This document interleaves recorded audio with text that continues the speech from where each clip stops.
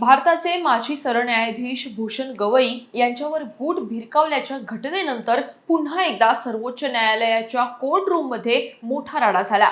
एका याचिकाकर्त्याच्या याचिकेवर सुनावणी सुरू असताना न्यायाधीशांच्या दिशेनं कागद भिरकावले आणि न्यायाधीशांबद्दल अश्लील भाषेत शिवीगाळ करण्यात आली।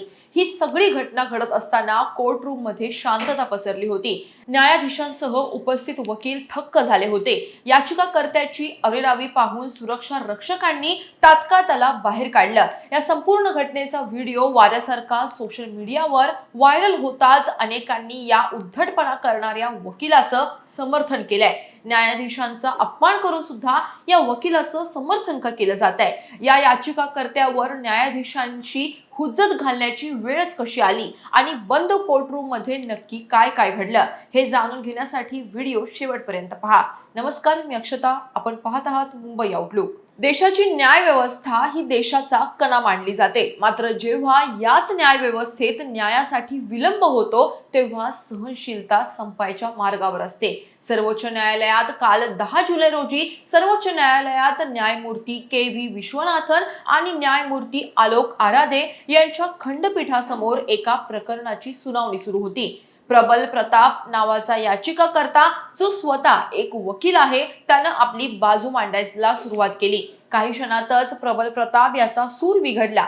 न्यायाधीशांना न्यायालयीन सेवक म्हणून संबोधित करत प्रबल प्रताप म्हणाला की मिस्टर न्यायालयीन सेवक, मी तुम्हाला आदेश देतो की तुम्ही सायबर गुन्ह्यांमध्ये सिंडिकेट चालवल्याबद्दल एएसपी लखनौ यांच्या विरुद्ध FIR नोंदवण्याचे आदेश द्यावे। यावर आश्चर्यचकित झालेल्या न्यायमूर्ती के.व्ही. विश्वनाथन यांनी अविश्वासानं विचारलं की तुम्ही मला आदेश देत आहात, तुम्ही आम्हाला आदेश देत आहात असं विचारलं असता प्रबल प्रतापनं सरन्यायाधीशांना शिवीगाळ करण्यास सुरुवात केली आणि हवेत कागदपत्र फेकून सुनावणीत अडथळा आणला। न्यायालयाच्या सुरक्षा कर्मचाऱ्यांनी त्वरित हस्तक्षेप करत त्याला न्यायालयातून बाहेर काढलं। त्यानंतर त्याला न्यायालयाच्या आवारातील DSP कार्यालयात काही वेळ ताब्यात ठेवण्यात आलं। धक्कादायक म्हणजे एवढा मोठा राडा होऊन सुद्धा न्यायमूर्तींनी प्रबल प्रतापवर कोणतीही कारवाई केली नाहीये।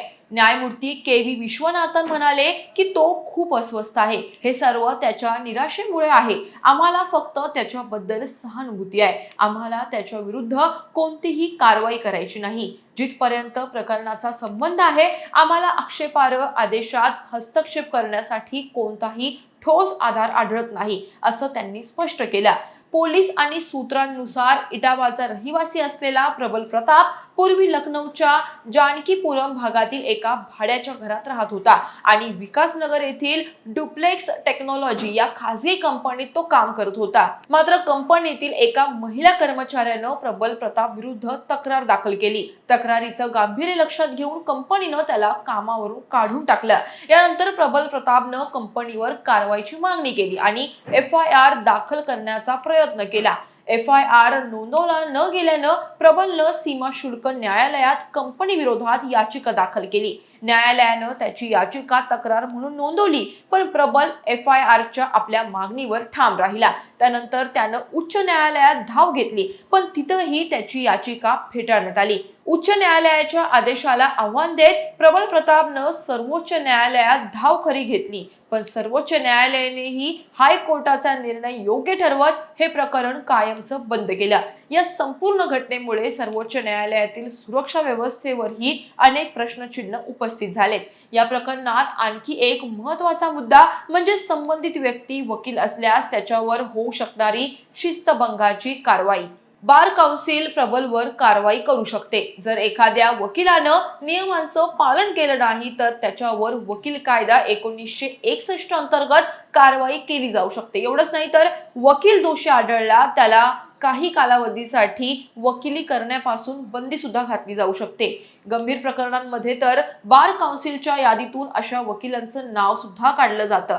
या प्रकरणाचे पुढे काय होईल हे पाहणं महत्त्वाचं ठरणार आहे। या प्रकरणावरून एक गोष्ट स्पष्ट होते, ती म्हणजे न्यायासाठी जेव्हा तुम्हाला कोर्टाची पायरी चढावी लागते, जेव्हा फक्त तारीख पर तारीख मिळते, तेव्हा संयमाचा बांध फुटतो, तेव्हा अशा घटना घडतात। प्रबल प्रतापनं सर्वोच्च न्यायालयाच्या कामकाजात बाधा आणली, न्यायमूर्तींचा अपमान केला, हे चूकच आहे. प्रबल प्रतापची नोकरी गेली, त्याला जो मानसिक ताण सहन करावा लागला आणि शिवाय त्याला असलेल्या न्यायाची अपेक्षा अपूर्ण राहिली. पण आज जी वेळ प्रबल प्रतापवर आली आहे ती अनेकांना आपल्यातलीच वाटत आहे. प्रबल प्रतापने जे केलं ते योग्य होतं. प्रबल प्रतापनेच आपली केस लढावी, अशा अनेक कॉमेंट्स सध्या सोशल मीडियावरती व्हायरल होत आहेत. या सगळ्या प्रकरणाविषयी तुम्हाला काय वाटतं? कॉमेंट्समध्ये नक्की सांगा.